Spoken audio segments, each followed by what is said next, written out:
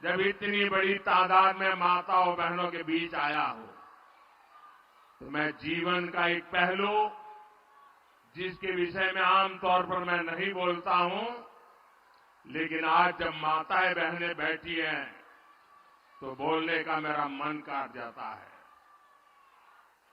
बताऊं बताऊं बताऊं मैं बताऊं? पहले कभी नहीं बताता था, लेकिन आज मन करता है बता दूं।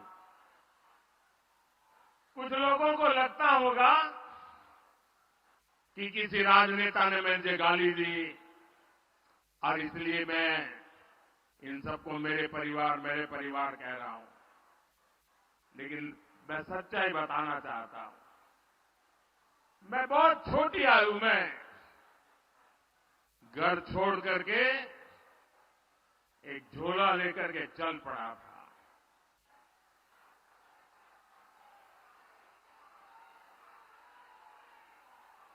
परिव्राजक की तरह देश के कोने कोने में भटक रहा था, कुछ खोज रहा था। मेरे जेब में कभी एक पैसा नहीं रहता था, एक पैसा नहीं रहता था। लेकिन आपको जान करके और देशवासियों को जान करके गर्व होगा, मेरा देश कैसा है, मेरे देश की माताएं बहनें कैसी है, मेरे देश का हर परिवार कैसा है।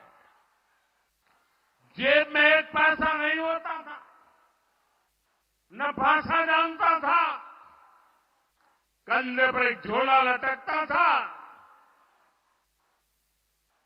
और मैं देखता था कोई न कोई परिवार, कोई न मां बाप, कोई बहन,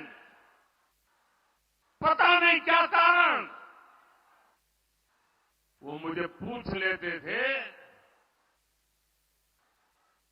कि भाई बेटे कुछ खाना वाना खाए हो कि नहीं खाए हो।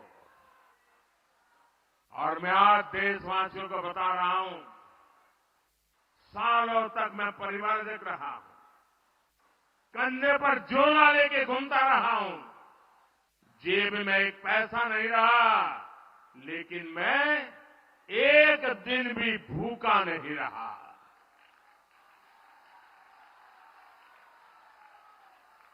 और इसलिए मैं कहता हूं,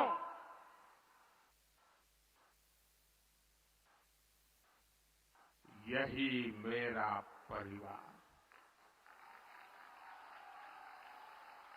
140 करोड़ देशवासी, ये मेरा परिवार।